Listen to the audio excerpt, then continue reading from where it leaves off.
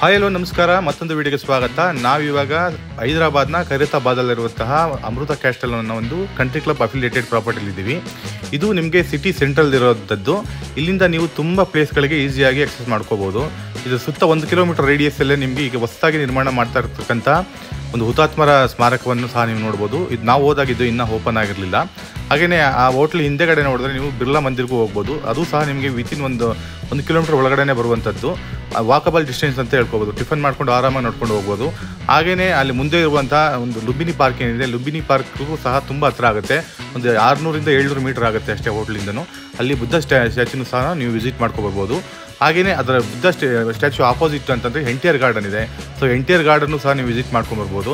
ಎನ್ಟಿಆರ್ ಗಾರ್ಡನಲ್ಲಿ ನೀವು ಅಂಬೇಡ್ಕರ್ ಸ್ಟ್ಯಾಚ್ಯೂನು ಸಹ ನೀವು ಅಲ್ಲಿ ನೋಡ್ಬೋದು. ಹಾಗೆಯೇ ಪಕ್ಕದಲ್ಲಿರುವಂತಹ ಹೊಸದಾಗಿ ನಿರ್ಮಾಣ ಆಗಿರುವಂಥ ಒಂದು ಸ್ಟೇಟ್ ಸೆಕ್ರೆಟರಿಯೇಟ್ ಸಹ ನೋಡ್ಬೋದು. ಹೊಸ ಬಿಲ್ಡಿಂಗ್ ಈಗ ನಿರ್ಮಾಣ ಮಾಡಿದ್ದಾರೆ. ಹಾಗೆ ಪಕ್ಕದಲ್ಲಿರುವಂತಹ ಒಂದು ಸೈನ್ಸ್ ಮ್ಯೂಸಿಯಮ್ನು ಸಹ ನೀವು ನೋಡ್ಬೋದು. ಇದೆಲ್ಲ ನಿಮಗೆ 1 ಕಿಲೋಮೀಟರ್ ರೇಡಿಯಸ್ಸಲ್ಲಿ ಸಿಗುವಂಥದ್ದು ಆ ಹೋಟೆಲಿಂದ ಅಮೃತ. ಹಾಗೆಯೇ ಹೋಟೆಲ್ ಬಗ್ಗೆ ಹೇಳ್ಬೇಕಂತಂದರೆ ಇದು ತುಂಬ ವಿಶಾಲವಾದಂಥ ಪ್ರಾಪರ್ಟಿ. ಪಾರ್ಕಿಂಗು ಅಷ್ಟೇ ಸಿಕ್ಕಾಪಟ್ಟೆ ಪಾರ್ಕಿಂಗ್ ಚೆನ್ನಾಗಿದೆ, ಅಂದರೆ ದೊಡ್ಡದಾಗಿದೆ. ಹಾಗೆ ರಿಸೆಪ್ಷನ್ ಕೌಂಟ್ರು ಈಗೇನು ನೋಡ್ತಾ ಇದ್ದೀರಾ ಇದು ಸಹ ವಿಶಾಲವಾಗಿದೆ. ಹಾಗೆಯೇ ನಿಮಗೆ ಇಲ್ಲಿ ಅಂದರೆ ನೀವು ಕಂಟ್ರಿ ಕ್ಲಬ್ ಕಡೆಯಿಂದ ಬುಕ್ ಮಾಡಿದ್ರೆ ಯಾವುದೇ ಮೀಲ್ ಪ್ಯಾಕೇಜ್ ಅವೈಲಬಿಲಿಟಿ ಇರಲ್ಲ. ಸುಮ್ಮನೆ ಅಲ್ಲಿ ಬುಕಿಂಗ್ ಟೈಮಲ್ಲಿ ಮೀಲ್ ಪ್ಯಾಕೇಜ್ ಅಂತ ಕೊಡ್ತಾನೆ. ಬಟ್ ಇಲ್ಲಿ ಸಿಗೋದೆಲ್ಲ ನೀವು ಹಲಾಕಾಟೆ ಸಿಗೋದು. ಮೀಲ್ ಪ್ಯಾಕೇಜು ಬಫೆಟ್ ಥರ ಇಲ್ಲಿ ಏನೂ ಇರಲ್ಲ. ಹಾಗೆ ಇಲ್ಲಿ ಚಿಕ್ಕದಾಗಿ ಒಂದು ಸೇಲ್ಸ್ ಕೌಂಟ್ರ್ ಮಾಡ್ಕೊಂಡಿದ್ದಾರೆ ನೋಡಿ. ಅಕ್ಸೆಸರೀಸ್ ಎಲ್ಲ ಸಿಗುತ್ತೆ ನಿಮಗೆ. ಕೀ ಚೈನ್ ಆಗಿರ್ಬೋದು, ಆರ್ನಮೆಂಟ್ಸ್ ಆಗಿರ್ಬೋದು, ಆರ್ಟಿಫಿಷಿಯಲ್ ಈ ಥರ ಸರಗಳೆಲ್ಲ ಸಿಗುತ್ತೆ ನಿಮಗೆ.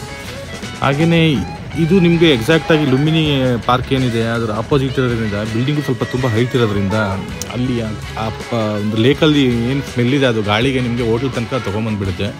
ಹೋಟ್ಲೆಲ್ಲ ಒಂಥರ ಸ್ಮೆಲ್ಲಿ ಅಂತ ಅನ್ನಿಸ್ತಾ ಇರುತ್ತೆ.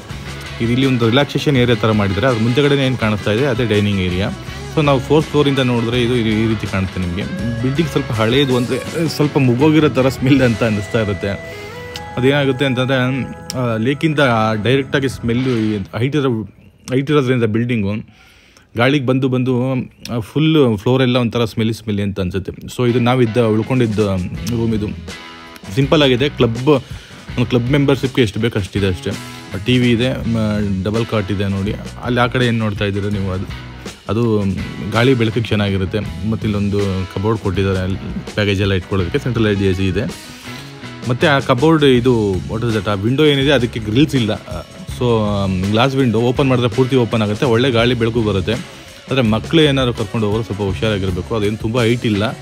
ಸೊ ಹಾಗೆ ವಿಂಡೋದಲ್ಲಿ ಕಾಣಿಸ್ತಾ ಇದೆಯಲ್ಲ ಅದೇನೇ ಸ್ಟೇಟ್ ಸೆಕ್ರೆಟರಿಯೇಟ್ ಬಿಲ್ಡಿಂಗು. ಹಾಗೆಯೇ ವಾಶ್ರೂಮ್ ಬಂದರೆ ಈಗ ರೀಸೆಂಟಾಗಿ ಏನೋ ರಿನೋವೇಟ್ ಮಾಡ್ತಾ ಇದ್ದಾರೆ.